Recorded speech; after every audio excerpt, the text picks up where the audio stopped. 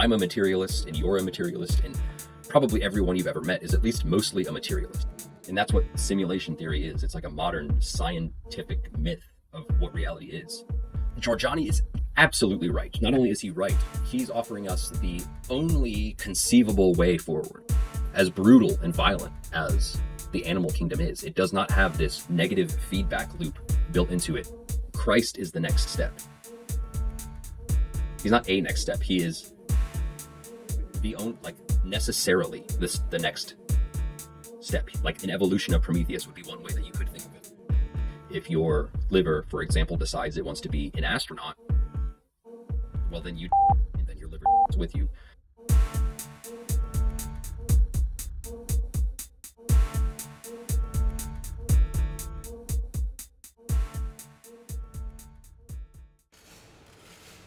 For decades now, the technological singularity has been hanging over our heads like the sword of Damocles. The institutions of authority are crumbling all around us.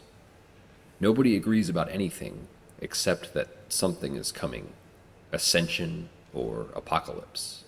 The best explanation I have found, the kind of meta explanation of this that I have found, is from the American philosopher Jason Reza Jorjani. But let's start with this chart right here, this meme. Any political future that is imaginable right now tends to fall in one of two camps. You have on the left side here, you have transhumanism, as it has been popularized by the technocrats and the World Economic Forum types, I guess. You have the idea of humanity being improved by technology, whether that is neurological implants in your brain that give you expanded cognitive abilities or overcome neurological deficits, or perhaps imbue you with senses that you did not have access to before. You have the idea of gene editing so that we can select for certain traits in future generations. You have the biopharmaceutical industry that's growing all the time, and the promise of massively increased lifespans, and this mRNA customizable vaccine platform that all that money got invested to after Trump was inaugurated. All of this ideologically is pointing us in a particular direction that we've been kind of headed in a long time. And while it certainly has its promises, there is a dark side to it. There is a kind of dystopian element to the many possible ways in which this could go wrong. And it even seems inevitable that they will go wrong. So on the left side, you have transhumanists, the transhumanists who are seeking to expand upon, grow our human potential with technology, and to make us more powerful than we already are, perhaps more free than we already are, but with all of the dystopian possibilities that comes with. And the dystopian possibilities all kind of come down to the fact that by gaining additional powers, along with that comes the need for people to be, for those powers to be not abused. And the only way we really have to ensure that technological powers aren't abused is to develop a centralized institutional protocol of how exactly they're used, which involves both a massive restriction of individuality and also the kind of effect of putting all of our eggs into a single basket. If you want to think of the possibility of gene editing becoming adopted at scale, and then maybe some unforeseen unknown emerging catastrophically. So the apparent dystopian potential of the transhumanist direction that we're heading has manifested in a counter movement of Neotraditionalism, which is kind of inevitable and very understandable response that seeks to reject technology and to return humanity back to older forms of institutional government, such as religious governments and a kind of feudal hierarchical order that brings us back to nature and away from the perils of the institutionalized technology. So both of these paths for humanity have their great potentials and their obvious pitfalls. You have the dystopianism of transhumanism on the one side, which it's not hard to imagine. Do I need to get into the possibility of, the AI takes over and does something we don't want it to do and gets out of hand, or gene editing gets out of hand, or we cause some kind of disease by not foreseeing some inevitability of implants or whatever it is. Not just implants, that's like the extreme end, but even just like medications that turn out to have long-term effects that we didn't anticipate. And then on the other side, traditionalism, while it's a reasonable reaction to the dystopian transhumanism, it is obviously an attempt to merely step backwards into history. And while we might look at that with nostalgia now because of the difficulties we are currently mired in, just look at history and you can see that the traditional institutional structures that we allowed to govern us, while they may have carried great wisdom, also were responsible for all kinds of impositions and inquisitions and wars and the suppression of human freedom at large. So for the key insight that I am going to talk about of the philosopher Jason Jorjani is that he sees that both of these choice points, both aspects of this pairing actually have the same problem, which is that they both depend on imposing a control system onto the masses of humanity, because that's the only way they know how to govern. That's the only vision they have, precisely because they are both trapped in the same materialist conception of reality that denies all aspects of the human spirit, of the sacred, and most specifically, we're going to focus on the fact that both of these deny our free will. In both of these systems, free will does not exist.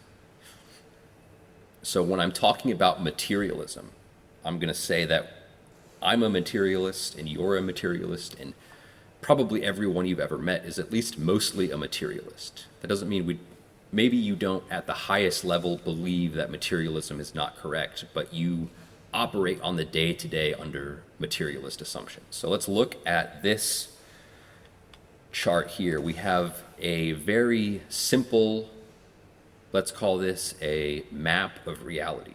On the left side here, we have the world, reality, the universe is made up of fundamental building blocks, which are elements composed of atoms, subject to the forces of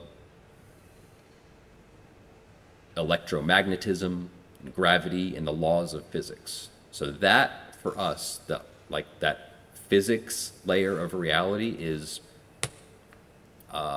that's the world that we live in. That's how the world works. Reality is made up of stuff that operates according to rules.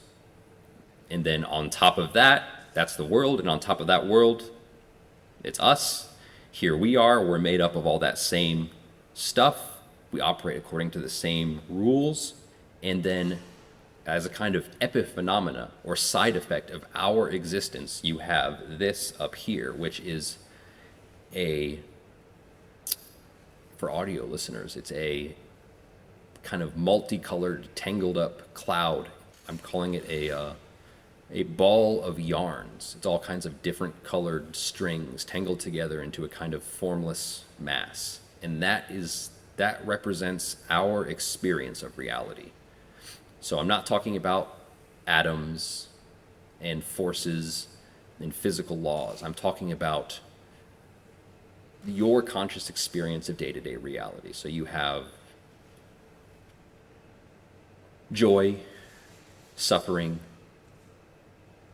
you have your beliefs, you have your desires, you have your relationships, you have the things that you want and the things that you don't want. You have all of the input of your senses. You know, I can see that there's a wall right here.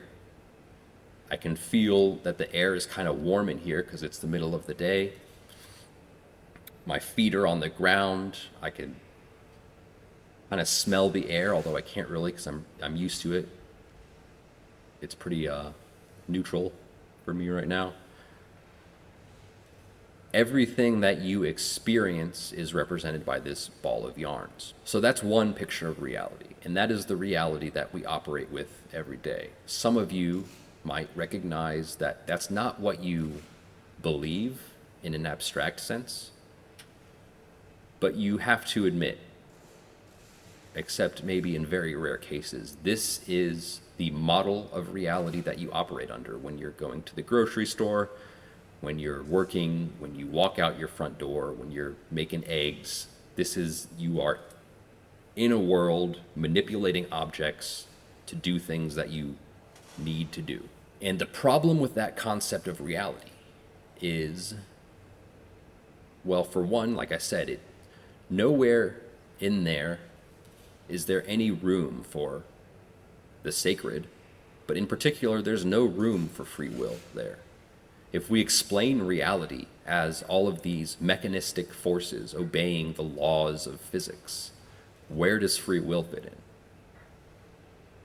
There's nowhere. But it certainly feels like we have free will. It's hard to deny free will. And it's not just free will, it's all kinds of conscious experiences we have that don't fit into this model of reality. There's dreams, there's religious experiences, there's the sacred, there's like the mythological, there's like the feeling of the draw towards courage and heroism. There's like the paranormal experiences that maybe you've had, or at least you've heard other people have. We try to fit these things into different boxes, saying that they're just, hallucinations or whatever that can't be explained. But there's another way of thinking about it. So on the right, we have essentially the same chart, but now the conscious experience, the ball of yarns, is at the bottom. So if you think very carefully, you might notice that however much esteem you might grant to the laws of physics, to all of these kind of conceptual explanations of the universe that you've been given, however well you might understand them, however much sense they might make, however much they might be useful for the creation of all these wonderful technologies that we have, including like belief systems and conceptual understandings of the world. However useful and perhaps even true all of that might be, all of it is emergent It comes from the ball of yarns. It comes from this great multicolored cloud, is a metaphor, of conscious experience that you have every day. And not just your own experience, because you probably didn't, develop your own laws of physics, but it comes from your experience as well as the second and third hand accounts of other people's experiences that you run into either interpersonally or through textbooks, perhaps. And this model of reality is much more difficult to hold on to, and I'm going to explain why that is. But it has the advantage of accounting for all of the various conscious phenomena that we otherwise cannot account for. You might try to believe. You might try to hold on to the belief that your dreams and that God and that free will is just some fanciful illusion that you've created to try to explain your place in this mechanistic universe. But free will is a really good place to dig in here, because it's really hard to deny free will. Well, I guess it's not. You can do it. But there's something about it that will always ring false. Because if there is no free will, then why does it feel so much like there is? Why does it seem like there is? Why would that feeling, that conscious experience of choosing what you do, why would that be there? Not just be there. Why would it be so central? So all of these aspects of strange consciousness that people across all cultures and belief systems, they don't agree on what they are exactly, but they all have them. All of the paranormal, the spiritual, the sacred, the religious, and again, all the way down to free will. You could deny that these things exist materially, because perhaps they don't exist materially, but you cannot deny their decisive impact on the development of humanity. The gods, for example. So for Jorjani, the problem with the dystopian futures that we seem headed to, and it doesn't necessarily have to be one or the other, it could be a kind of blend of both. The only way out of this, of these two bad options, is to take seriously, not just in an abstract way, but in an embodied way, the fact that experience, consciousness, is actually the fundamental part of reality, and that all of the laws in physics are just projections and abstractions that we use to kind of clarify and understand our experience. So for Jorjani, this is the fundamental shift philosophically that must take place in order for humanity to progress in a way that isn't dystopian or just a total apocalyptic dead end. And for him, this resurrection of the sacred, of the fundamental nature of consciousness that has to take place, is best understood via the archetype of Prometheus, the Greek god or titan Prometheus. In the myth of Prometheus, I'm not going to go too deep, but just a kind of cursory glance. Prometheus defies the Olympian gods, the Greek gods, in particular Zeus, the main chief god, by bringing fire down from the gods to humanity as a gift of knowledge, technology, because fire very clearly represents both of those things. And as a consequence of this, as a punishment for doing this, Zeus has Prometheus chained to a rock where he is tortured indefinitely. An eagle is sent to eat his liver, to peck through his side and eat his liver every day, only for the liver to regenerate at night so it can be eaten again by the same eagle the next day. This is an extreme example of sacrifice on the part of Prometheus in favor of humanity, to embolden us and to imbue us with the knowledge to take on the gods. And the reason that Jorjani chooses Prometheus as the avatar of his philosophy is because that story, that mythology of self-sacrifice in order to take on the embedded hierarchical structure is it perfectly aligns with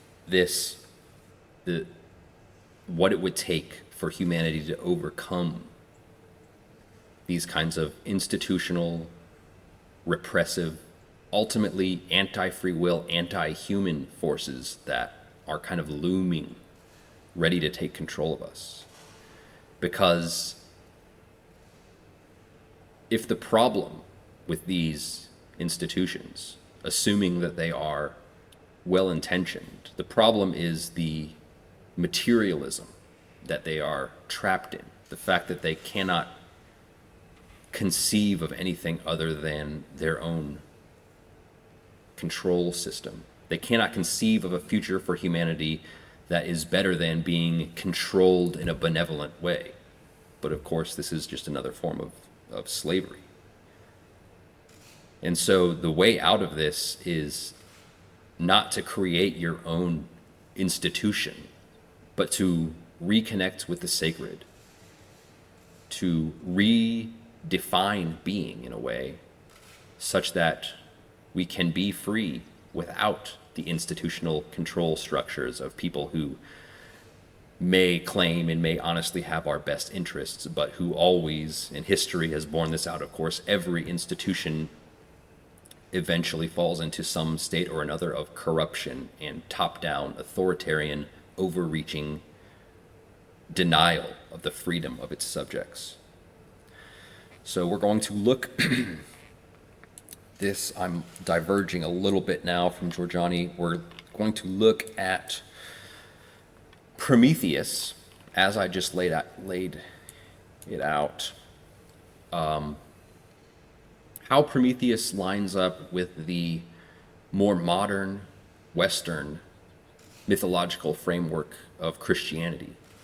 And in particular, two of the foundational figures, Christ and Lucifer/Satan, who are not strictly the same entity in the Christian tradition, but they're often, merged together. And I'm going to keep them merged together for the sake of this, because I think it works out just fine.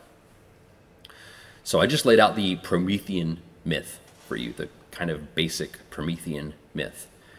And it's pretty apparent that this maps on pretty well to both Christ and Lucifer, because let's look at Lucifer first. Lucifer, the name Lucifer means, what does it mean? Bringer of light. The name Lucifer means bringer of light. So Lucifer is in rebellion against God, sound familiar, descends from heaven, or is cast out, whichever you prefer, and brings a light to man.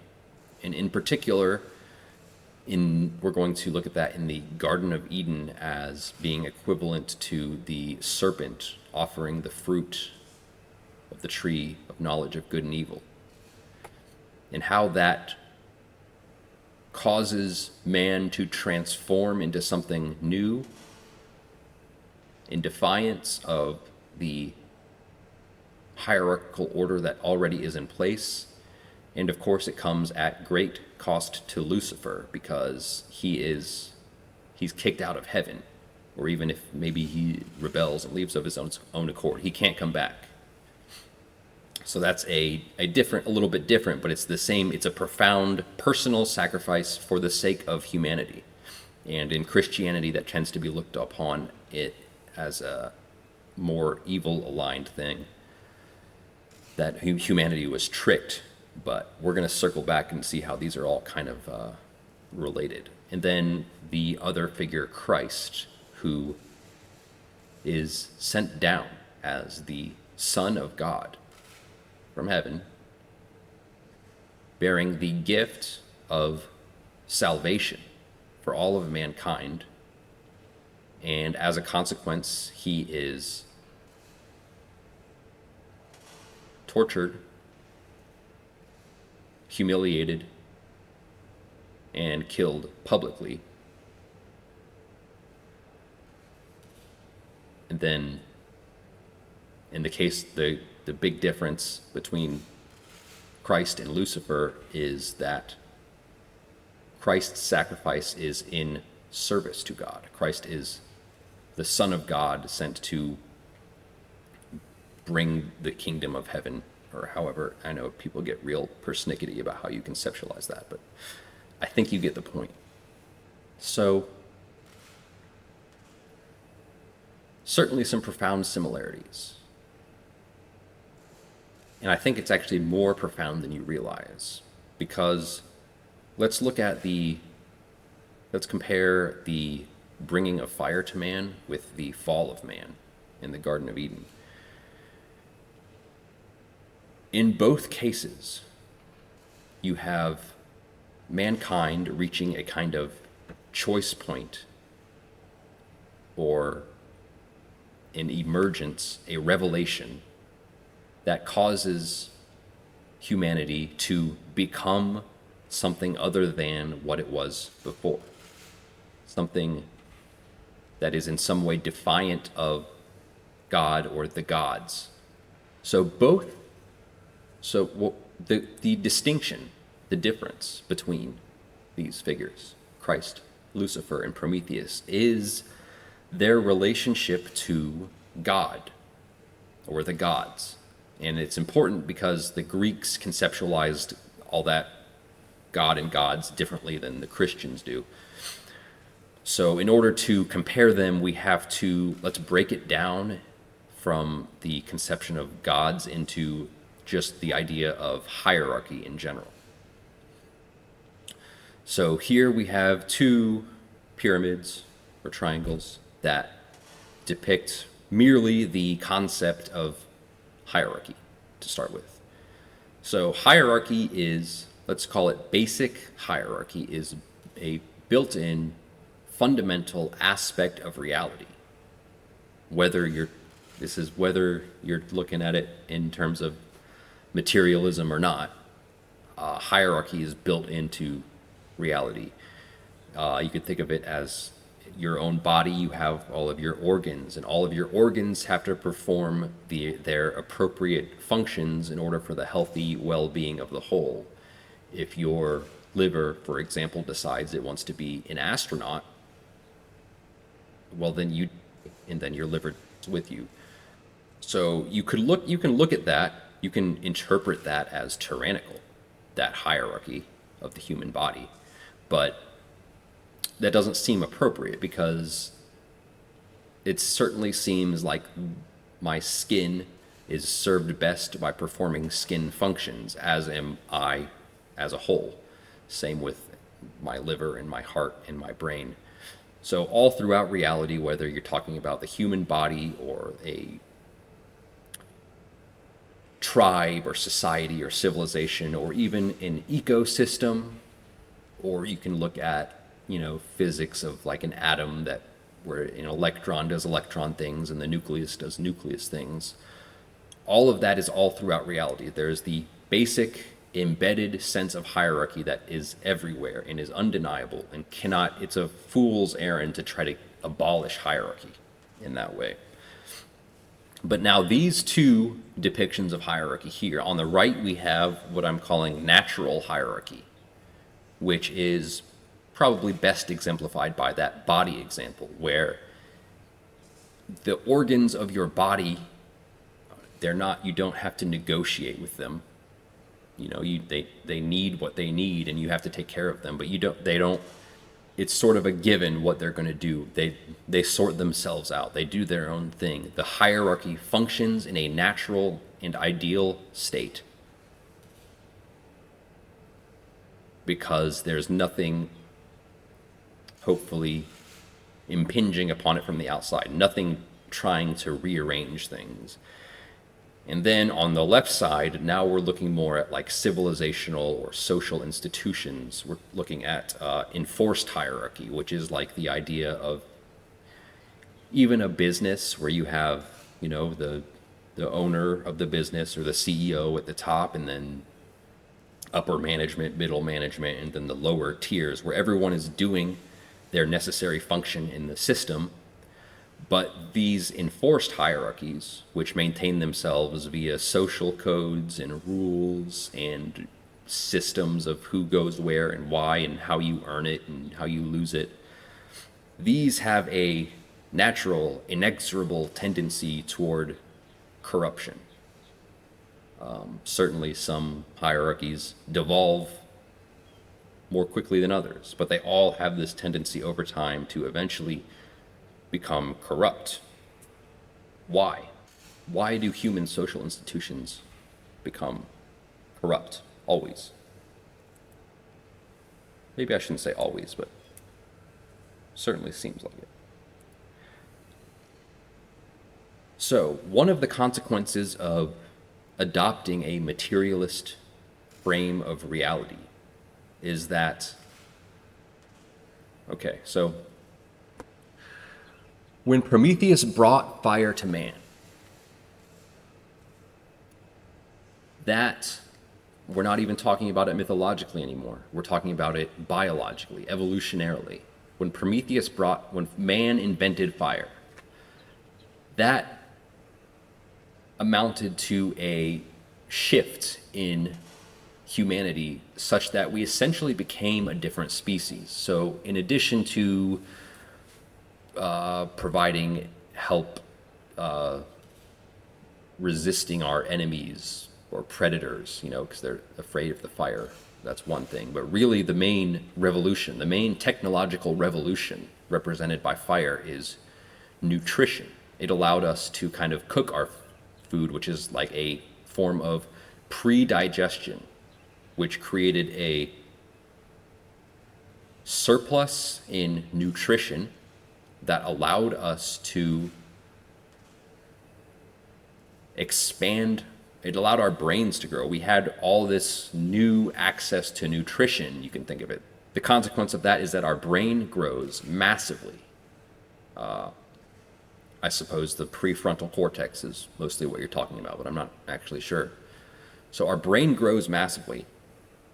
And the reason that I'm saying that the fire of Prometheus is the same as the fruit in the Garden of Eden is that even though you can look at fire technology as a gift, and it is, it also represents the fall of man, because that is the moment when our brains grow. We move from this right side concept of being, where the ball of yarns creates a kind of instinctive way of moving through the world without having to create abstractions and think about it. Now we're on this left side where our brains are so powerful that we, out of all the sensory input you get, think in particular of like your visual sense. You see what's in front of you and you create a kind of simulated model of what's out there. And we think that's real. I think right now, as I'm looking in the room, it's hard for me to even conceptualize the possibility that what I'm seeing isn't real. And it is real, but it's just my interpretation and projection of what the visual input that my eyes are getting. So once you move to that frame where you have so much going on up here that you're able to create a model of reality that is so vivid that you can manipulate and abstract and create additional technologies and belief systems and hierarchies of your own. That represents a separation from God, because you can look at the ball of yarn's way of being, way of understanding reality as kind of closeness to God. Those mean the same thing. So once we gain access to technology, we remove ourselves from God. Not intentionally necessarily, but just as a byproduct of the capacity that we have to project our ideas of reality onto it. We become kind of trapped in that. This is the idea of the simulation or the matrix. All of these myths, and that's what simulation theory is. It's like a modern scientific myth of what reality is. Simulation theory, the matrix, the fall from the garden, Promethean fire. These are all the same thing. Also, you saw the Ring of Power from Lord of the Rings. Those are all the same thing. They all represent man taking up the technological capacity to understand our world better, and then we kind of move into that way of thinking and stay there and forget about the undifferentiated mass of conscious feeling that is actually the ground of our reality. So if I poke myself in the hand, my brain immediately interprets that as I'm being poked in my palm. I'm being poked in left hand. But if you close your eyes, I'm feeling that at the same time that I'm like a little bit thirsty right now. I have to go to work in a little bit, so I'm paying attention to the time. I'm getting a little anxious about that. It's getting quite warm in here, and as I'm talking, I'm like warming it up more, so I'm a little bit uncomfortable. I have to do gardening tomorrow. Like everything that's going on in your mind, every sensation that you have is kind of an undifferentiated mass out of which you categorize automatically all of these things. And the problem is that in a kind of Christian religious frame of thinking, we have forgotten God, which you could think of as like the just the mere fact of conscious experience and the whole manifold of conscious experience. And so once we have that, that's what I was saying. So part and parcel with that fall from the garden, with that moving into the materialist frame, is the kind of insistence that we now have that in like conceptualizing and putting everything into categories and boxes, we think of ourselves as something unique and special and different. So we develop egos. And it's not that it's entirely untrue that we are in a way separate from one another. We're different people. We're all different people. But at the same time, we are all united by the fact that we are all little nodes of conscious experience. We all have the same relationship to God.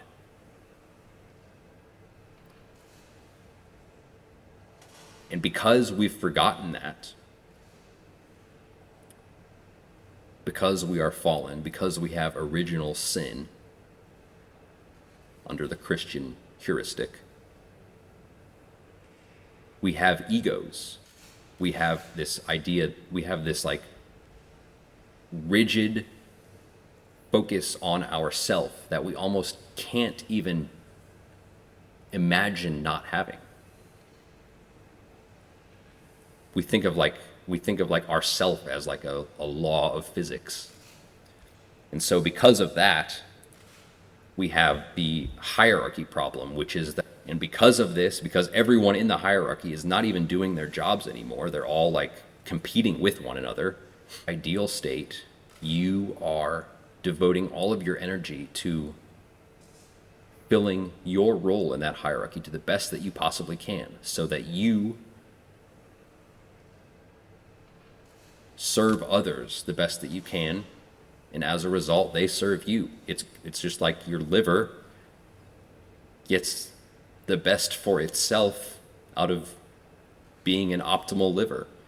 You, in your family, tribe, society, civilization, you, in an ideal state, you get the best for yourself by giving the best of yourself to everyone else. It all works together in a natural way. But because we have these kind of solidified egos that we can't think our way out of, we see hierarchy as like an obstacle or something that needs to be climbed or sometimes even vanquished. So that if we're at the bottom of the hierarchy, all we can think about is how to go up. Like I should be up there. I know better than that guy. I need to be at the top. And once we get at the top or even like towards the middle, suddenly we're not spending quite as much energy as we ought to be filling our role or performing our essential functions. We have to, because other people are coming at us trying to take our spot. We have to be in a mode of both protecting ourselves from others, keeping others away, and always trying to climb and put ourselves at the top. This is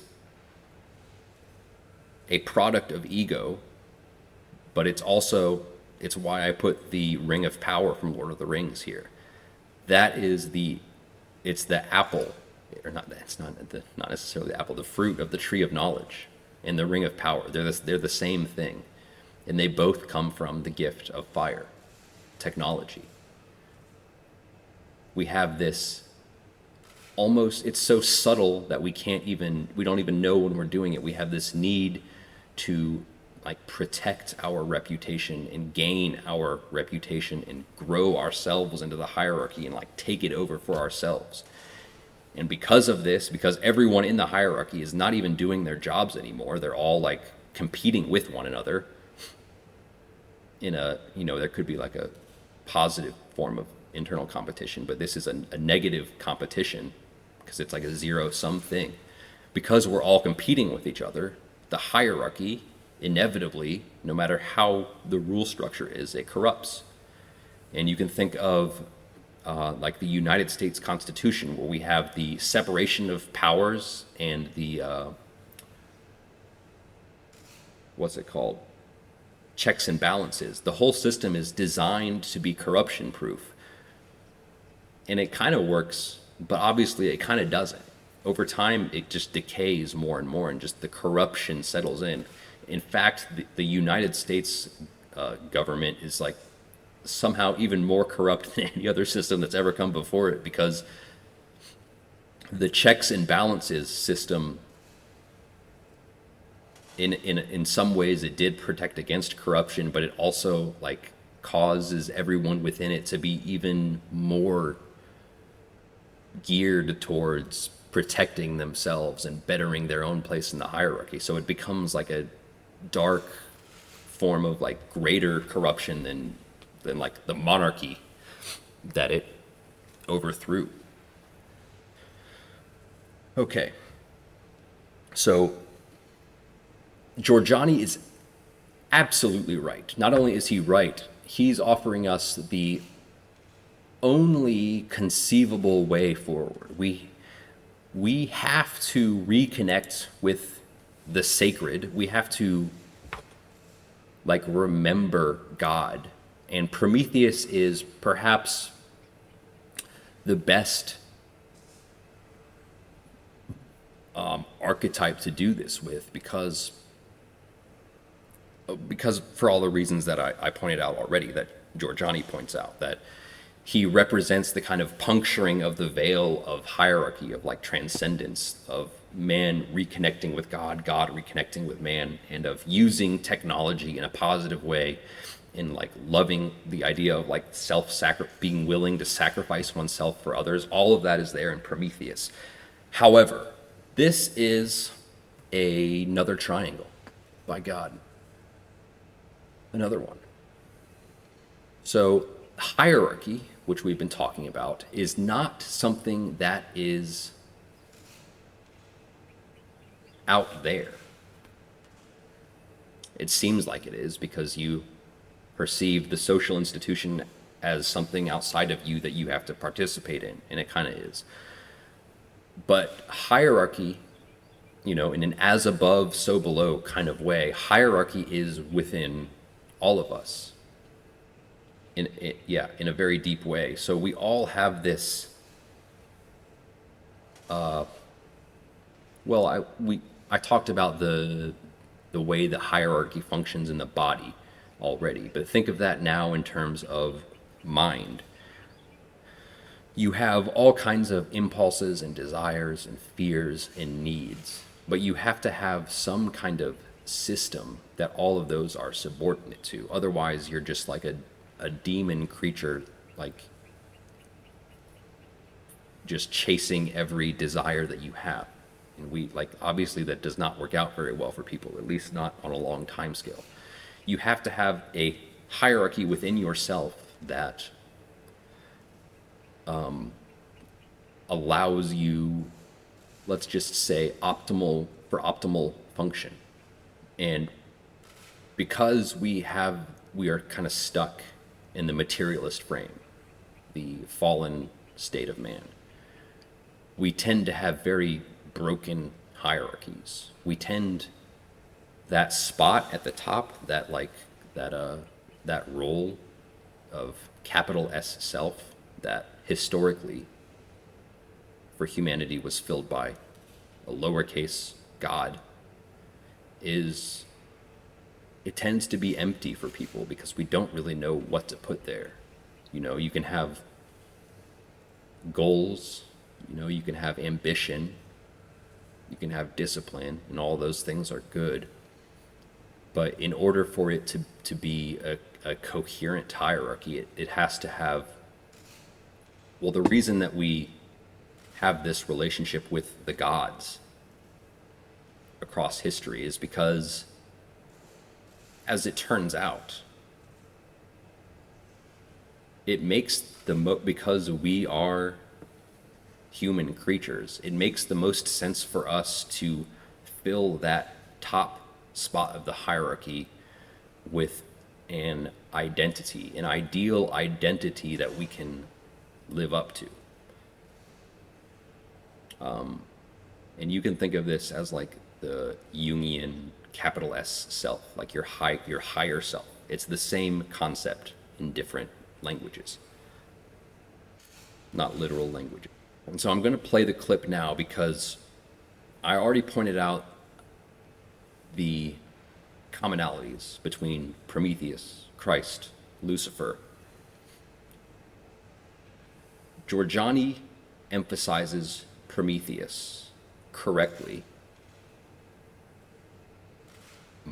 The understanding that I'm going to offer you is that the Christian mythos, Christ and Lucifer in particular, are distillations or clarifications of Prometheus, because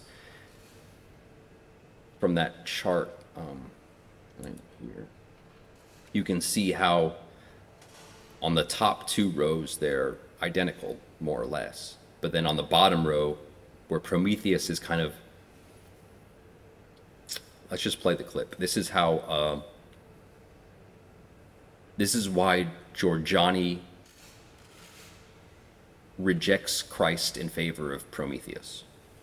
So I'm aware, very acutely aware, of the possibility that there was some kind of a Promethean, I don't even want to call him a savior. That's the wrong paradigm to look at things in terms of a Promethean liberator figure in Judea in those years that we think of as the lifetime of Christ. And so there's evidence that there was such a man.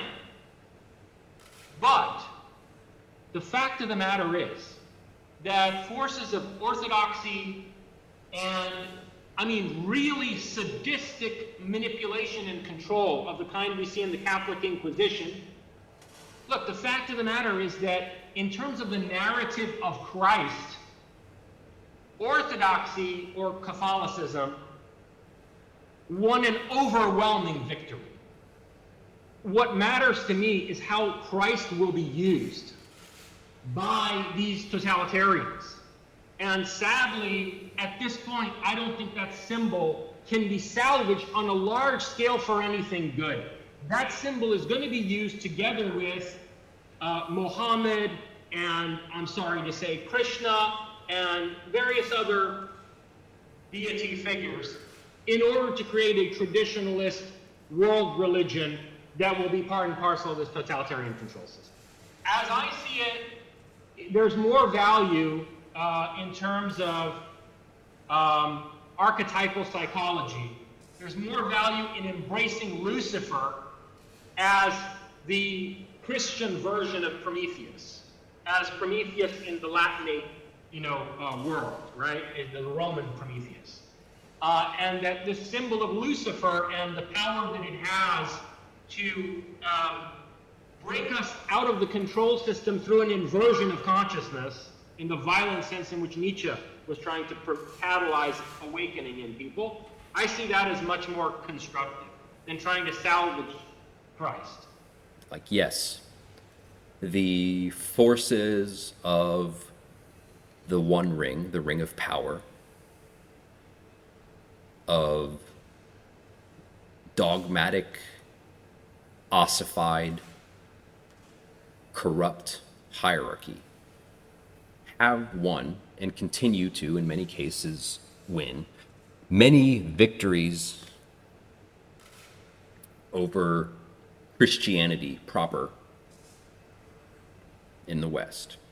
And it's hard to deny this, looking back historically at,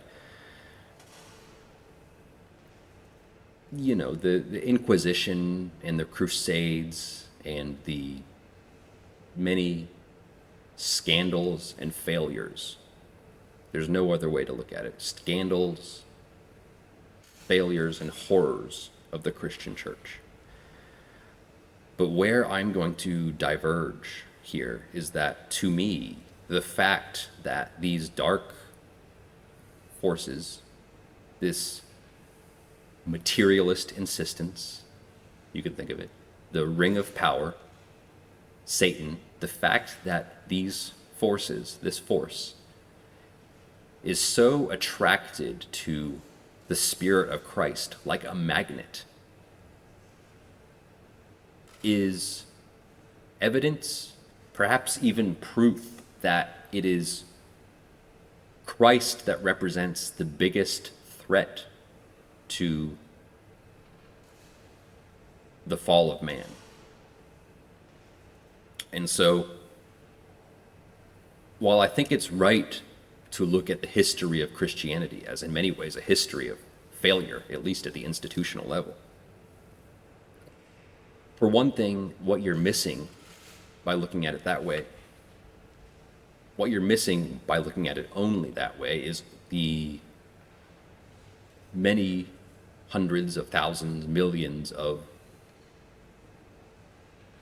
transformations, of strange conscious experiences that individuals have had, whether they be the saints or just regular people. Transformative, positive, loving, heroic changes on individuals.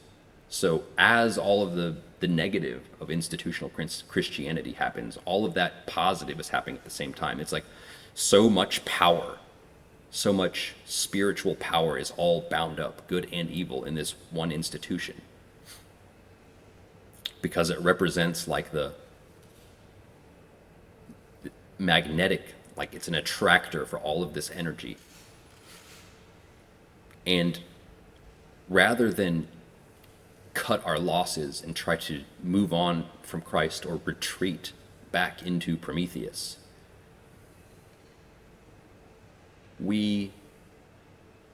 because I've already outlined why I think Prometheus is the right way forward, but Christ is the next step. He's not a next step. He is necessarily the next step. Like an evolution of Prometheus would be one way that you could think of it, because for all of the positives of Prometheus is not nearly the embodied, identified character of that Christ is. He does not have you can derive, as Jorjani has, an ethos from Prometheus. And it's a great ethos, but it's not sufficient. It's not enough of an ethos. It's missing too many things. What Christ brings is the Promethean, perhaps with less emphasis on technology. And I'm all for, I'm not trying to get rid of Prometheus, of course. Like, keep Prometheus there. But Christ is, in some ways, Prometheus clarified, because if you look at the hierarchy embedded within the individual psyche, we have the need for like, there's something has to fill that God slot, so to speak. So we have this need at a high level for, like, submission, even if you conceive of yourself as, like, the ultimate alpha male. It's still embedded within you. Even if you're even if you're Andrew Tate, you're not the best at everything. You might be the best at some really good things, and that's fine, but you're not the best at everything. So there's going to be times when you need to have humility and allow yourself to serve, or to move down. Like, the hierarchy, a natural hierarchy is a fluid thing where you're using the best capacities of everybody all the time. And because you're carrying out different tasks, those aren't set in stone. It depends on the individuals, it depends on the group, it depends on the task of the day. So built into man, everyone, all of humanity, everyone has this need for the capacity for submission. And that's not, I guess that's like an argument for a personal God, but not necessarily Christ. But where Christ comes in is forgiveness. That's what Christ has that Prometheus doesn't. We can have this ideal of what we want to be, what the ideal version of ourselves is, and the ideals, the ethos that we want to live up to, but we're all going to fail, and we have, like, inevitably there will come, like, you will hurt people, you will encounter cowardice in yourself. We all have, like, it happens. We're not perfect. And so if you have the ideal, which you need to have the ideal to live up to, you need to have the collective ethos, you're going to fail. And when you fail, those failures, especially when they have profound effects, they, like, really hurt other people. Our mistakes, or our sins, if you want to conceptualize them that way, have a way of deranging us, whether that is by filling us with guilt and shame and kind of suppressing us and distancing us from our undifferentiated being or our instincts.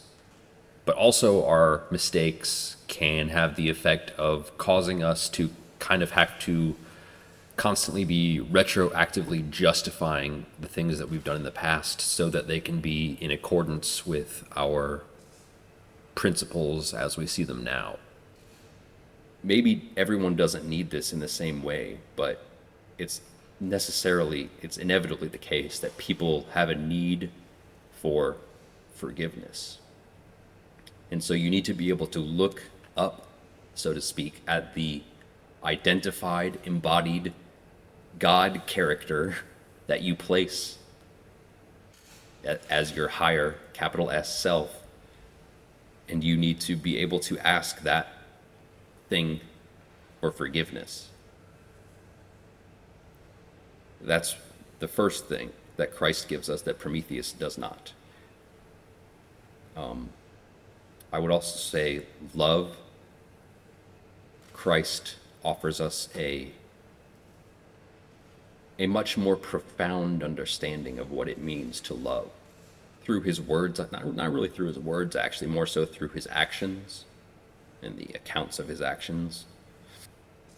Finally, and this is maybe the most important point of all, you have with the cycle of hierarchy. Because since the fall of man into the materialist frame, where we took up the ring of power, we have a dark, there's like a negative feedback loop. And Girard pointed this out as the cycle of mimetic violence, which is that when we see wrongs being done to ourselves or to others, we want to correct that wrong by getting back at whoever perpetrated it. And the tendency is that we don't perceive the aggression in ourselves the same way that we perceive it in the other. So violence has this tendency in humanity that it doesn't have. As brutal and violent as the animal kingdom is, it does not have this negative feedback loop built into it, where because of our egos, I guess, we have resentment and violence. It doesn't just cycle, it like spirals outward and gets bigger and bigger. And obviously, since our technological development has come so far, the cycle of mimetic violence cannot be allowed to continue. You can think of the atomic bomb. Like any use of the atomic bomb for any reason could and probably would result in the mutually assured destruction of the entire planet, right? And this is even more true with the technologies that we are coming into. And perhaps we've had these technologies for a while and they've been hidden for us for this very reason.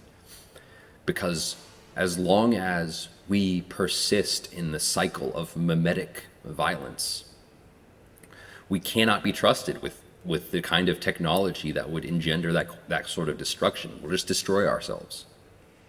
The only way to break the cycle of mimetic violence is to be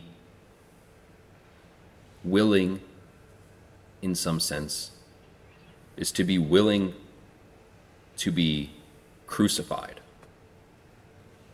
yourself, is to be willing to take that cycle and allow it to break with you, allow something. So this is the pacifist problem that Jorjani sees with Christianity. And I get it. So, in the Christ mythos, you have on the one hand, Jesus in the Gospels very clearly saying that Jehovah is his father, that he's there to represent Yahweh, Yahweh is his father, and in fact, not a dot of an I or a cross of a T from the Tanakh, the Old Testament, will pass out of existence or out of relevance until the end of the world. And so Jesus, speaking through one side of his mouth, affirms all the legalism of the Old Testament and takes pride in being the son of this genocidal, tyrannical maniac, sadist, who is responsible for Moses' slaughter of these poor golden calf worshipping, dancing Israelites in the Sinai desert, who's responsible for the genocide at Jericho, who's responsible for like just all the most horrendous, brutally inhuman acts you can imagine that are chronicled throughout the Old Testament. And of course, for all the wonderful laws in Leviticus and Deuteronomy, right? I mean, the most like despicably inhuman legal code and basically structure of theocratic authority that we've seen in human history. And so Jesus, on the one hand, is coming to validate all of that. So that's one Jesus. And that's the Jesus that, for all the differences between Catholicism, Eastern Orthodoxy, and Protestantism, including the evangelical churches in the United States, for all the various doctrinal differences between these warring sects of Christianity, all of them accept that version of Jesus in one way or another. Right. That's the institutional Jesus. And then you have this Gnostic Jesus. Yep. And what is this Gnostic? And there are verses in the Gospels that support that too. Absolutely. Well, verses in the Gnostic Gospel. And what the Gospels that were rejected at Nicaea, right? And what does this Jesus tell you? Well, this Jesus tells you, that the law, you don't need to follow the law as long as you. Yeah, it's about the Spirit and not the law. And the world is a fallen material creation anyway, and Jesus is here to free you from the world, because just like him, you're not of the world, and the world was created by these inferior archons and not by the true God, and he's the way to find the true God, and so on and so forth. Yeah. But here's the thing. The Gnostic version of Christianity is pacifist. Yeah. the Gnostic Jesus is a radical pacifist who rejects political rebellion. To the extent that you embrace the legalistic Jesus that affirms Yahweh in the Old Testament, maybe you could see that Jesus as a kind of political rebel. Right. But if you go in the Gnostic direction, then you're really emphasizing the pacifistic passages in the Gospels. And so Gnosticism, Christian Gnosticism, is a doctrine of pacifism. Why? Because this is a fallen world governed by archons, and to the extent that you participate in political power, you are being corrupted by archons. Power is inherently corrupted from a Gnostic perspective. Whereas in the myth of Prometheus, you see a prototype for all of the most positive elements of Gnosticism, but you see them in a context which totally rejects pacifism and calls for a militant resistance against the unjust tyranny of heaven over the earth, and a demand for the self-determination of mankind. So you can conceptualize Prometheus, the Promethean myth, as involving the breaking down of hierarchy, and in some ways it is, but it depends on what kind of hierarchy you're talking about. So I introduced earlier the difference between the basic inbuilt hierarchy, which I would argue that Prometheus does not disrupt, versus the natural and then the enforced. So Prometheus, by defying Zeus and empowering man, is not destroying hierarchy itself. He's actually recycling it, or in creating a revolution in hierarchy. He's restoring hierarchy. You could interpret it as restoring it as well as breaking.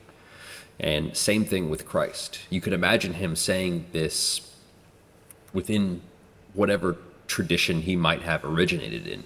And I'm not saying it's not important that he came from the Jewish tradition. I think it probably is, but to say that he's not here to destroy the law, but to fulfill it. That fulfill word carries a strange kind of ambiguity, because you can if you can read the Mosaic law, and yeah, you can find the things that you don't like in it, but you can see also how it might have been a technological revolution of its time in creating a healthier society, however you want to conceptualize that. So when Christ is there saying that he does not want to destroy the law but to fulfill it, he is fulfilling the spirit of the law, but obviously he's revolutionizing it. It's very different. It's like a flower blossoming or something. It becomes a very different sort of thing. And Christ is clearly a very revolutionary figure. So in this way, Prometheus and Christ are both restoring, fulfilling the hierarchy by being a revolution against the enforced, dogmatic, traditional hierarchy that they come up out of. It's the same kind of story, but told from different angles, I suppose.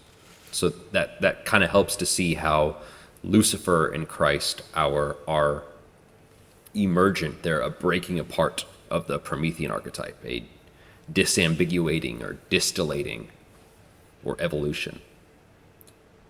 And it's not like we should just allow any and all violence to be done to us, but as long as we cannot find a robust way of breaking the cycle of violence, there is no path out of the there is no pathway out of the institutional control mechanisms being laid out for humanity. Either we don't have technology,